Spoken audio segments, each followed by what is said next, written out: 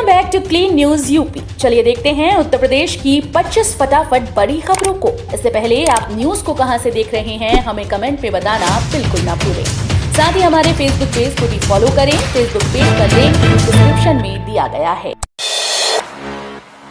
पहली बार स्नातक में लागू होगा सेमेस्टर सिस्टम।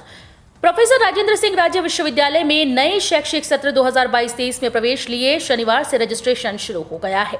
विश्वविद्यालय एवं कॉलेजेस में BA, BSc, BCom, LLB, BA, LLB, परास्नातक और प्रोफेशनल पाठ्यक्रम में दाखिले के लिए गाइडलाइन जारी कर दी गई। पहली बार स्नातक पाठ्यक्रम सेमेस्टर सिस्टम मोड में संचालित किए जाएंगे। इससे पहले स्नातक पाठ्यक्रम वार्षिक मोड में चल रहे थे। साथ ही कॉलेजेस में नए वोकेशनल पाठ्यक्रम शुरू होंगे। वोकेशनल कोर्सेज का संचालन, परीक्षा एवं मूल्यांकन कॉलेज स्वयं करेंगे। वोकेशनल पाठ्यक्रमों में मिले अंकों को विश्वविद्यालय के पास भेजना होगा। लखनऊ में बंद हुई शराब की बिक्री। डीएम के आदेश पर रविवार बंद रहेगी मधुशाला की दुकानें। शराबियों के लिए बुरी खबर, अब शराब मिलना रविवार को मुश्किल हो गया, क्योंकि लखनऊ के डीएम ने शराब की बिक्री पर रोक लगा दी है। उन्होंने शराब से जुड़ी किसी भी चीज की बिक्री को पूरी तरह से रोक लगा दी। पिछले रविवार को भी ये रोक लगाई गई थी, लेकिन इसका असर देखने को नहीं मिला। जिलाधिकारी सूर्यपाल गंगवार का कहना है कि अब इस पर सख्ती से पालन किया जाएगा। जारी किए गए आदेश में देसी शराब, विदेशी मदिरा, बियर, मॉडल शॉप और ताड़ी, इन सभी उत्पादों की बिक्री पर रविवार को पूर्णतः रोक रहेगी। ग्रीनफील्ड एक्सप्रेसवे का रकबा घटा, 726 नहीं 460 हेक्टेयर भूमि ही ली जाएगी। गाजीपुर से माझी घाट तक बनने वाले ग्रीनफील्ड एक्सप्रेसवे के निर्माण के लिए भूमि का सीमांकन किया जा रहा है। अब यूपीडा की ओर से जल्द ही भूमि की खरीद शुरू की जाएगी। वहीं एक्सप्रेसवे के लिए किसानों से ली जाने वाली भूमि के रकबे में भी कमी की गई। पहले जनपद के 98 किसानों से कुल 762 हेक्टेयर भूमि ली जाने वाली थी, लेकिन अब 2 तहसीलों से 460 हेक्टेयर भूमि ली जाएगी। करीब 79 किलोमीटर का लंबा ग्रीनफील्ड एक्सप्रेसवे कई गाँव से होकर गुजरेगा। एक्सप्रेसवे चितबड़ा गांव से फेफना, मालदेपुर, हल्दी, बैरिया, चांदियर होते हुए मांझी घाट के बाद बिहार में प्रवेश कर जाएगा। वाटर स्पोर्ट्स के लिए देश में दूसरे नंबर का कानपुर का बोट क्लब गंगा पूजन से हुआ शुभारंभ। देश के वाटर स्पोर्ट्स विशेषज्ञों के साथ नौकायन के अंतर्राष्ट्रीय और राष्ट्रीय खिलाड़ियों ने बताया कि वाटर स्पोर्ट्स के लिए देश में दूसरे नंबर पर कानपुर का बोट क्लब बना है। उनका कहना है कि यहां सभी 15 तरह की प्रतिस्पर्धा हो सकती है। पहले प्रैक्टिस और फिर रेस के बाद खिलाड़ी बहुत खुश नजर आए। आपके अपने कई प्रमुख खिलाड़ियों व विशेषज्ञों से बातचीत की। Uttar Pradesh kayaking canoeing association के पूर्व सेक्रेटरी एवं राष्ट्रीय अंपायर SM भट्ट कहते हैं कि देश में मणिपुर के लोकटक लेक के बाद fresh water Kanpur boat club में ही मिला है।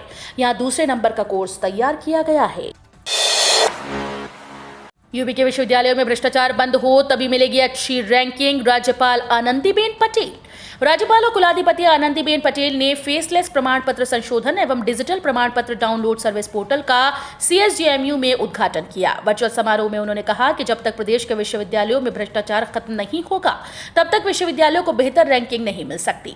छत्रपति शाहू जी महाराज की 149वीं जयंती पर उन्होंने CSJMU की तारीफ करते हुए कहा कि faceless digital student services portal में 1962 से आनंदीबेन ने कहा कि प्रदेश में 32 विश्वविद्यालय हैं। अग्निपथ योजना बवाल के बाद कोचिंग सेंटर GST के रडार पर। 20 लाख टर्नओवर पर लगेगा GST। अग्निपथ योजना पर बवाल के बाद मंडल के कोचिंग सेंटर GST के रडार पर आ गए। शासन स्तर से कोचिंग सेंटर्स के GST विभाग को जांच के आदेश दिए गए। 20 लाख से अधिक सालाना टर्नओवर वाले कोचिंग सेंटर संचालकों को 18% GST देना होगा। मंडल में करीब 200 से अधिक कोचिंग सेंटर हैं, लेकिन एक भी पंजीकृत अब तक जांच में नहीं मिला। अग्निपथ सेना भर्ती योजना के आने पर देश भर के विभिन्न हिस्सों में भारी विरोध प्रदर्शन हुआ था। सावन में ज्योतिर्लिंग की हवाई यात्रा कराएगा IRCTC। IRCTC श्रावण मास में श्रद्धालुओं के लिए ज्योतिर्लिंग की हवाई यात्रा कराएगा। इस यात्रा में श्रद्धालुओं को 2 ज्योतिर्लिंगों महाकालेश्वर, ओमकारेश्वर के साथ महेश्वर और मांडू का भ्रमण कराया जाएगा। यह हवाई टूर पैकेज 5 से 10 अगस्त तक के लिए होगा। 5 रात्रि और दिन की इस यात्रा में श्रद्धालुओं को अन्य मंदिरों में भी दर्शन कर सकेंगे। श्रद्धालुओं को उज्जैन में महाकालेश्वर ज्योतिर्लिंग, हरसिद्धि मंदिर, काल भैरव मंदिर, ओमकारेश्वर ज्योतिर्लिंग, महेश्वर अहिल्या किला, अहिल्या माता राजगद्दी दर्शन, राजेश्वरी मंदिर, नर्मदा नदी, मांडू में रानी रूपमती पवेलियन, जहाज महल, हिंडोला महल, इको पॉइंट और नीलकंठ मंदिर का भ्रमण कराया जाएगा। नोएडा, ग्रेटर नोएडा में खरीदार सबसे अधिक प्रभावित। 1.18 लाख करोड़ रुपए की 1.65 लाख यूनिट ठप। नोएडा ग्रेटर नोएडा की आवास परियोजनाओं में फ्लैट बुक करने वाले घर खरीदार सबसे ज्यादा प्रभावित हैं, जहां 1.18 लाख करोड़ रुपए की 1.65 लाख से अधिक इकाइयां ठप पड़ी हैं। संपत्ति सलाहकार एनरॉक ने ये जानकारी दी है। एनरॉक ने अपने शोध में 7 बड़े संपत्ति बाजारों दिल्ली एनसीआर, मुंबई महानगरीय क्षेत्र, कोलकाता, चेन्नई, बेंगलुरु, हैदराबाद और पुणे में 2014 या उससे पहले शुरू की गई आवास परियोजनाओं को शामिल किया गया। घर खरीदारों के शीर्ष निकाय forum for people's collective efforts ने कहा कि प्रत्येक परियोजना में देरी के कारणों का पता लगाया जाना चाहिए और समाधान भी किया जाना चाहिए।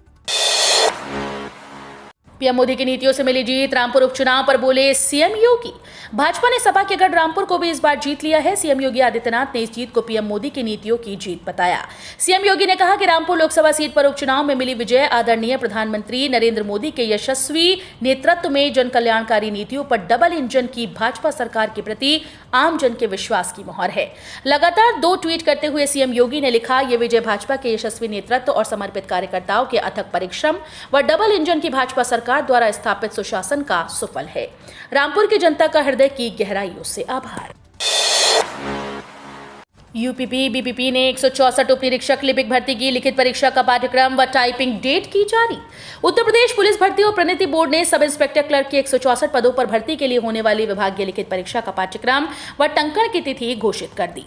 यूपी पुलिस एसआई लिपिक भर्ती की यह परीक्षा पदोन्नत होने वाले कर्मचारियों के लिए है। यूपी पुलिस की वेबसाइट uppbpp.gov.in पर जारी नोटिस के अनुसार यूपी पुलिस ने पुलिस उप निरीक्षक, पुलिस सहायक उप निरीक्षक, लिपिक एवं पुलिस सहायक उप निरीक्षक लेखा नियमावली 2015 यथा संशोधित 2022 के अनुसार संपन्न कराई जा रही है।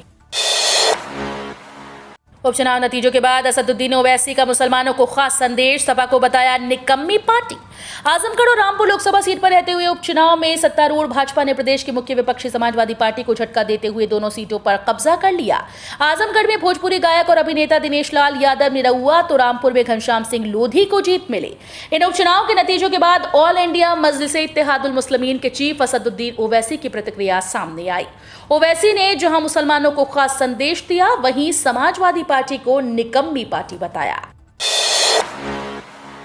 चुनाव तुष्टीकरण और जातिवाद के आधार पर नहीं जीते जाते, केशव प्रसाद मौर्य का अखिलेश यादव पर तंज। उत्तर प्रदेश के आजमगढ़ और रामपुर लोकसभा सीट पर उपचुनाव के तहत मतगणना कराई जा रही है। रामपुर में बीजेपी उम्मीदवार ने जहां जीत दर्ज कर ली, वहीं आजमगढ़ में बीजेपी उम्मीदवार जीत की तरफ बढ़ते नजर आ रहे हैं। मतगणना के बीच डिप्टी सीएम केशव प्रसाद मौर्य का बयान आया, जिसमें उन्होंने सपा सरकार पर जमकर निशाना साधा। डिप्टी सीएम ने कहा कि सदन में अखिलेश यादव द्वारा उनका किए गए अपमान का हर वर्ग के लोग जवाब दे रहे हैं। 2024 के लिए यूपी की जनता ने दिया स्पष्ट संदेश, रामपुर और आजमगढ़ लोकसभा उपचुनाव में जीत पर बोले सीएम योगी। मुख्यमंत्री योगी आदित्यनाथ ने रामपुर और आजमगढ़ लोकसभा उपचुनाव में मिली जीत को 2024 में होने वाले आम चुनाव के लिए जनता का संदेश बताया। सीएम योगी ने कहा कि यह जीत भाजपा की नीतियों और पीएम मोदी के लिए लोगों के विश्वास का परिणाम है। दोनों सीटों पर रिजल्ट घोषित होने के बाद प्रेस कॉन्फ्रेंस करते हुए सीएम योगी ने बिना नाम लिए अखिलेश यादव और समाजवादी पार्टी पर भी हमला बोला। सीएम योगी ने कहा कि प्रदेश की जनता ने दंभी, नकारात्मक सोच रखने वाले और परिवारवादी ताकतों को स्पष्ट संदेश दिया है। जनता परिवारवादियों, जातिवादियों और पेशेवर माफियाओं को प्रश्रय देने वाले राजनीतिक दलों को स्वीकार नहीं करने वाली। यूपी में भीषण गर्मी, 28 जून तक छाएंगे बादल। उमस भरी गर्मी से बेहाल उत्तर प्रदेश में सूखी धरा को भिगोने के लिए मानसून के बादल 28 जून तक राज्य के पूर्वी छोर तक पहुंचने के आसार हैं। मौसम विभाग के पूर्वानुमान के अनुसार 28 जून से पूर्वी उत्तर प्रदेश लगभग सभी स्थानों और पश्चिमी यूपी के अनेक इलाकों में गरज चमक के साथ वर्षा के आसार हैं। बारिश का ये सिलसिला कम से कम अगले 3 दिनों तक जारी रहने का अनुमान है। इस दौरान रुक रुक कर बारिश होगी, जबकि कुछ एक स्थानों पर भारी वर्षा की भी संभावना है। कांवड़ यात्रा की तैयारियों में जुटा प्रशासन, मेरठ एसपी ने किया रूट का निरीक्षण। मेरठ में कांवड़ यात्रा को लेकर पुलिस प्रशासन अपनी तैयारियों में जुट गया है। शनिवार को एसएसपी प्रभाकर चौधरी ने एसपी देहात केशव कुमार और एसपी ट्रैफिक जितेंद्र श्रीवास्तव के साथ कांवड़ रूट का निरीक्षण किया। इस दौरान कांवड़ियों की सुरक्षा व्यवस्था के साथ साथ उनका पूरा फोकस ट्रैफिक व्यवस्था पर रहा। इस निरीक्षण को रविवार को एडीजी जोन राजीव सबरवाल और आईजी रेंज प्रवीण कुमार के साथ होने वाली बैठक की तैयारियों से जोड़कर देखा जा रहा है। राशन कार्ड धारकों के लिए खुशखबरी, फ्री गेहूं, चावल और तेल को लेकर अब जारी हुआ बड़ा आदेश। सरकार ने कोरोना वायरस संक्रमण काल में फ्री राशन बांटकर एक मिसाल कायम की है, जिसमें करोड़ों परिवारों को बड़े स्तर पर फायदा हुआ।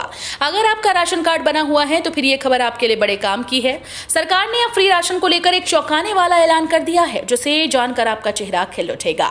सरकार ने अब वसूली करने के आदेश को वापस ले लिया। जिन अपात्राओं ने फ्री राशन का लाभ लिया, अब वसूली नहीं की जाएगी, जिससे लाखों लोगों के लिए चेहरे पर मुस्कान दिखाई दे रही है। आपूर्ति विभाग ने ये बड़ा फैसला किया। सशस्त्र बलों की भर्ती को लेकर रक्षा मंत्री राजनाथ बोले, किसी भी तरह की खामी का होगा उचित समाधान। रक्षा मंत्री राजनाथ सिंह ने कहा कि सशस्त्र बलों में भर्ती की अग्निपथ योजना की सरकार सालाना समीक्षा करेगी और कोई खामी या चुनौती आने पर उसका उचित समाधान करेगी। इस योजना को मुख्य हितधारकों से 2 साल तक मंथन के बाद अंतिम रूप दिया गया है। उन्होंने इस योजना को परिवर्तनकारी करार दिया। इस योजना के तहत भर्ती 25% युवाओं को सेना में 15 साल और काम करने का मौका मिलेगा। 2022 के लिए भर्ती की ऊपरी आयु सीमा को 21 साल से बढ़ाकर 23 साल किया गया है। HDFC सहित इन बैंकों ने FD की दरों में किया है बदलाव। फिक्स डिपॉजिट एक सुरक्षित निवेश है। यहाँ रिटर्न की गारंटी के साथ साथ पैसे डूबने का खतरा भी नहीं। यही वजह है कि ग्राहकों का इस परंपरागत निवेश पर भरोसा बना हुआ है। हाल ही में ICICI, HDFC सहित कई बैंकों ने FD की दरों में बदलाव किया है। HDFC बैंक 2 करोड़ रुपए से कम की FD पर सामान्य ग्राहकों को अलग अलग टाइम पीरियड के लिए अलग अलग ब्याज दे रहा है। नए रजिस्ट्रेशन के बदले नियम, बिना राशन कार्ड के नहीं होगा रजिस्ट्रेशन। अगर आप भी प्रधानमंत्री किसान सम्मान निधि योजना में रजिस्ट्रेशन कराना चाहते हैं और आपके पास राशन कार्ड नहीं है, तो आप पहले राशन कार्ड बनवा लें। ऐसा इसलिए क्योंकि अब सरकार ने PM किसान में पंजीकरण के लिए राशन कार्ड अनिवार्य कर दिया है। इस योजना में धोखाधड़ी को रोकने के लिए सरकार ने ये कदम उठाया। किसान को अब रजिस्ट्रेशन करते समय राशन कार्ड पोर्टल पर अपलोड करना होगा। इतना ही नहीं, अब मौजूदा लाभार्थी किसानों को भी PM किसान की अगली किस्त तभी मिलेगी जब वे eKYC करवाएंगे। पेट्रोल डीजल का झंझट खत्म, पानी की मदद से चलेगी आपकी कार। नितिन गडकरी ने बताया खास प्लान। कार चालकों के लिए काम की खबर है, अब पानी से कार चलेगी। ये पढ़कर आपको मजाक लग रहा होगा, लेकिन वैज्ञानिकों ने सपना साकार किया है। अपने वैज्ञानिक डीजल पेट्रोल विकल्पों पर सालों से मेहनत कर रहे थे। ऐसे में वैज्ञानिकों की मेहनत रंग लाई। उन्होंने पानी से चलने वाली कार का फॉर्मूला निकाल दिया। ये कार शुरुआती दौर में ही भारत आएगी। एक न्यूज चैनल में परिवहन मंत्री नितिन गडकरी ने बताया कि जल्दी बाजार में इलेक्ट्रिक वाहनों की भांति अन्य ईंधन युक्त कार भी लॉन्च की जाएगी। इस हफ्ते फिर सस्ता हुआ सरसों का तेल। कीमतों में आई इतने रुपए की गिरावट। सरसों तेल की कीमतों में एक बार फिर से गिरावट आई है। पिछले सप्ताह की तरह इस हफ्ते भी सरसों का तेल सस्ता हुआ है। इसकी वजह से महंगाई से परेशान लोगों को खाने वाले तेल के मोर्चे पर राहत मिली। खाद्य तेल बेचने वाली कंपनीज ने भी पिछले सप्ताह सरसों तेल की कीमतों में कटौती करने की बात कही थी। विदेशी बाजारों में भी खाद्य तेलों के भाव लगभग 50 रुपए लीटर के हिसाब से नरम हुए। वहीं सरसों कच्ची खानी तेल की कीमत भी 10 रुपए प्रति टन कम होकर 2405 से 2510 रुपए पर बंद हुई। एक भी इंच जमीन नहीं देगा भारत। रक्षा मंत्री राजनाथ के चीन और पाकिस्तान को 2 टूक। रक्षा मंत्री राजनाथ सिंह ने कहा कि भारत अपनी 1 इंच भी जमीन चीन को नहीं देगा। इसके साथ ही उन्होंने उम्मीद जताई कि पूर्वी लद्दाख में सीमा पर जारी गतिरोध से संबंधित सभी लंबित मुद्दों का समाधान दोनों देशों के बीच बातचीत के जरिए हो जाएगा। सिंह ने यह भी कहा कि भारत अपनी एकता, संप्रभुता और क्षेत्रीय अखंडता के लिए खतरा पैदा करने वाले किसी भी व्यक्ति को मुंहतोड़ जवाब देगा, क्योंकि भारत अब कमजोर देश नहीं है। पूर्वी लद्दाख में गतिरोध पर विपक्ष द्वारा सरकार की आलोचना का जिक्र करते हुए उन्होंने कहा कि राजनीतिक विरोधी तथ्यों को पूरी तरह से जाने बिना कुछ सवाल उठाते रहते हैं। राजनाथ सिंह ने कहा, मैं वर्ष 1962 के चीन भारत युद्ध के दौरान क्या हुआ इसमें नहीं जाना चाहता, लेकिन मैं देश के रक्षा मंत्री के रूप में आश्वस्त करना चाहता हूं कि जब हम सरकार में हैं तो चीन के कब्जे में 1 इंच भी जमीन नहीं जा सकती। प्रादेशिक सेना में ऑफिसर के पदों पर भर्ती 1 जुलाई से शुरू होंगे रजिस्ट्रेशन। प्रादेशिक सेना ने प्रादेशिक आर्मी ऑफिसर के पदों पर भर्ती के लिए आवेदन आमंत्रित किए हैं। जो उम्मीदवार इन पदों के लिए आवेदन करना चाहते हैं वे टेरिटोरियल आर्मी की आधिकारिक वेबसाइट के माध्यम से इन पदों के लिए आवेदन कर सकते हैं। रजिस्ट्रेशन की प्रक्रिया 1 जुलाई 2022 से शुरू होगी और 30 जुलाई 2022 को समाप्त होगी। वर्ष 2015 से 2021 तक की करीब 50,000 डिग्री और अंक तालिकाओं का आज सोमवार से होगा वितरण। आगरा के डॉक्टर भीमराव अंबेडकर विश्वविद्यालय प्रशासन वर्ष 2015 से 2021 की डिग्रियां और अंक तालिकाएं बांटने के लिए एक बार फिर से अभियान चला रहा है। विश्वविद्यालय के छलेसर परिसर से आज 27 जून से 1 जुलाई तक इनका वितरण होगा। पहले भी 2 बार ऐसा अभियान चलाया जा चुका है। परीक्षा नियंत्रक अजय कृष्ण यादव ने बताया कि वर्ष 2015 से 2021 तक की डिग्री और अंक तालिकाओं का वितरण कॉलेजेस के माध्यम से कराया जा रहा है। उद्देश्य यह है कि छात्र छात्राओं को विश्वविद्यालय की दौड़ नहीं लगानी पड़े। सावधान गोरखपुर, कोरोना के तेजी से बढ़ रहे मामले, कुल मामले 100 के पार। गोरखपुर जिले में कोरोना संक्रमण का ग्राफ एक बार फिर से उछल गया। जिले में 23 संक्रमित मिले, इसके साथ ही जिले में संक्रमितों की संख्या 100 के पार हो गई। कुल सक्रिय संक्रमित 108 रहे। बीते 24 घंटे में 12 संक्रमित स्वस्थ भी हुए। मार्च के बाद से पहली बार जिले में सक्रिय संक्रमितों की संख्या 100 के पार हो गई। तो ये थी आज की 25 फटाफट बड़ी खबरें। अगर आपको न्यूज पसंद आई हो तो वीडियो को लाइक और शेयर जरूर करें। धन्यवाद।